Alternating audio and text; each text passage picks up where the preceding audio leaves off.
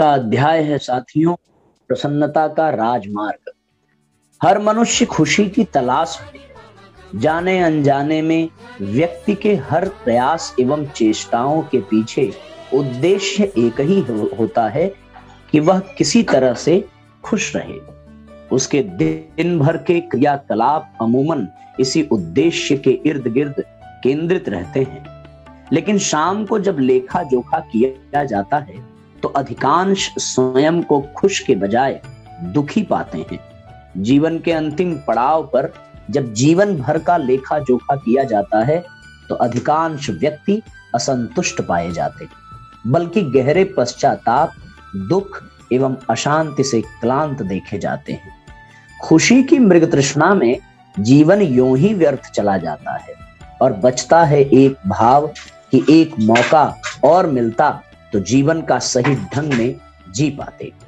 वास्तव में मनुष्य खुशी के लिए दो स्तर पर प्रयास करता है, जिसमें सबसे पहला स्तर है देह का, जिसमें इंद्रिय सुख व भोग निहित रहते हैं, तथा दूसरा है संसार के धन, वैभव, नाम, यश, सफलता एवं बुलंदियों का, जिसे हम मानसिक स्तर कह सकते हैं। इंद्रिय सुख उसे तत्काल खुशी देते हैं, लेकिन यह खुशी लगातार नहीं बनी रहती। एक समय के बाद ये ही सुख भोग नीरस लगने लगते हैं। जिन व्यंजनों पर व्यक्ति स्वाद सुख के वशीभूत होकर टूट पड़ता है, बीमार होने पर व्यक्ति इन्हें झांक कर तक नहीं देखना चाहता। तब समझ आता है कि इंद्रिय सुख भोगों में जो खुशी की प्रतीति हो रही थी वह अस्थायी नहीं थी। साथ ही इनमें अधिक लिप्तता व्यक्ति की जीवनी शक्ति को निचोड़कर उसके लिए नाना प्रकार की आदि व्याधियों का कारण तक बनती है। ऐसे में विषय सुखों में खुशी का खोज अंततः एक अधूरी चेष्टा ही साबित होती है। इंद्रिय सुखों के बाद सांसारिक सुख उपलब्धियां भी व्यक्ति को तत्कालिक रूप में गहरे हर्ष एवं सुख की अनुभूति देती है। व्यक्ति तात्कालिक खुशी के शिखर पर स्वयं को पाता है। धन पाकर व्यक्ति को लगता है कि जैसे सारा संसार उसकी मुट्ठी में आ गया है। अब वह जो चाहे वह खुशी खरीद सकता है, जीवन के सुख आनंद को भोग सकता है। आगे लिखते हैं, लेकिन सुख की यह दौड़ भी धीरे धीरे मृग मरीचिका ही साबित होती है। एक समय के बाद धन के साथ अर्जित खुशी अब कई मुसीबतों का कारण बन जाती है और अशांति को ही बढ़ाती है। बढ़ते धन के साथ चित्त में दबी इच्छाएं भी उभरती हैं, जो अपने भोग के लिए लालायित करती हैं और व्यक्ति को कई तरह की गलत आदतों एवं लतों का शिकार बना देती है, जो अंततः व्यक्ति की बर्बादी का कारण बनती है। फिर धन के रख रखाव, इसको बनाए रखने तथा संचित धन के खोने की चिंता जीवन में अंतहीन तनाव एवं दुख का कारण बनती है। इसी तरह नाम, यश एवं किसी उपलब्धि की बुलंदी पर व्यक्ति को लगता है कि वह खुशियों के शिखर पर विराजमान है। इसके मद में चूर व्यक्ति स्वयं को दुनिया का बादशाह तक मान बैठता है, लेकिन इसका भी मजा जल्द ही किरकिरा होना शुरू हो जाता है। जब कोई दूसरा उससे बड़ी उपलब्धि के साथ सामने खड़ा हो जाता है, साथ ही इस नाम व उपलब्धि को बनाए रखने के लिए जितने पापड़ बेलने पड़ते हैं, विरोधियों की दुर्भिसंधियों का सामना करना पड़ता है और समय के साथ इसका खिसकता आधार व्यक्ति को ऐसी स्थिति में ला देता है कि सांसारिक नाम, यश व महत्वाकांक्षाओं से जुड़ी खुशी गहरे विषाद एवं दुख का कारण बन जाती है और इनसे मोह भंग की स्थिति आ जाती है। जीवन का यथार्थ बोध ऐसे पलों में ही प्रकाशित होता है। उसे प्रतीत होता है कि खुशियां कहीं बाहर सांसारिक सुख उपलब्धियों एवं साधनों में नहीं, बल्कि अपने ही दृष्टिकोण एवं जेहन में कहीं अंदर निहित है। जो खुशियां बाहर सुख भोगों तथा उपलब्धियां नाम यश में आभासित हो रही थी, उनका वास्तविक स्रोत तो कहीं अंदर ही था।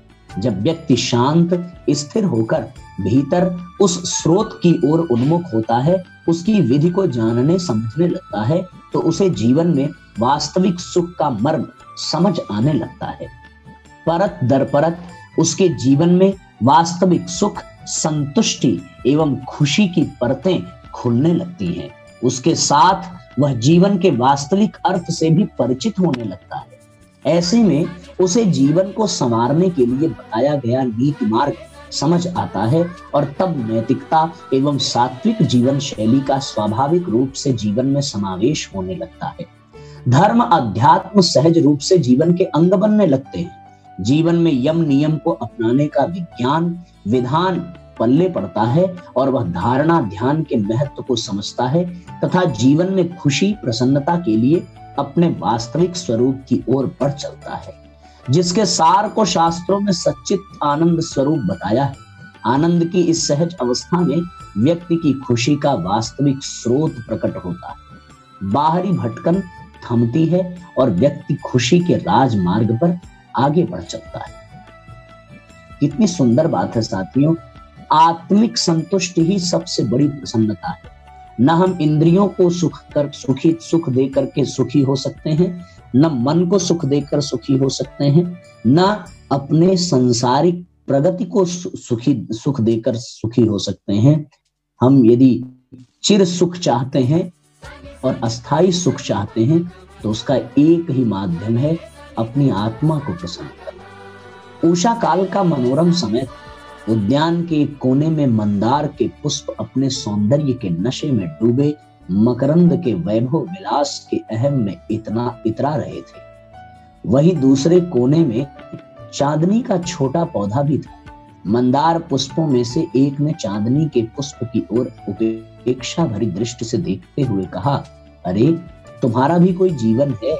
रुग्ण जैसी दिखाई देने वाली दुर्बल काया, रंग विहीन पंखुड़ियां, लगता है विधाता ने तुम्हें किन्हीं पूर्व कर्मों का दंड दिया है। तनिक मेरी ओर देखो, रिष्ट पुष्ट कलेवर के साथ रंग बिरंगी रूप राशि और मकरंद की विपुल संपदा भी मुझे मिली है। उसकी हेय दृष्टि से सकुचाई सी चांदनी चुपचाप सुनती रही, पर मन ही मन उसने संकल्प लिया अपने को संगबद्ध कर माली को सौंप देने का। गोधूली वेला में माली आया। चांदनी के पुष्पों का मूक आमंत्रण उसे उनके पास ले गया। माली ने उन्हें अपनाया और माला के रूप में पिरो दिया। उसी उद्यान के देव मंदिर में देव प्रतिमा के गले में वह माला अर्पित हो गई। चांदनी के पुष्प प्रसन्न थे। चांदनी के पुष्पों के सुखद गौरवपूर्ण स्थान को देखकर मंदार पुष्पों का अहम गल गया। उन्होंने चांदनी से इस स्थिति का रहस्य पूछा। चांदनी ने उत्तर दिया, बंधुवर, निरहंकार युक्त सहयोग, सहकार, स्नेह का सद्भाव तथा अनुशासन ही इसका रहस्य है। हम सभी एक महान लक्ष्य को समर्पित थे, इसी कारण प्रेम के सूत्र में आबद्ध होने का स्वीकार कर लिया। मंदार पुष्पों ने जिज्ञासा की, क्या इसके लिए तुम्हें कुछ त्याग करना पड़ा?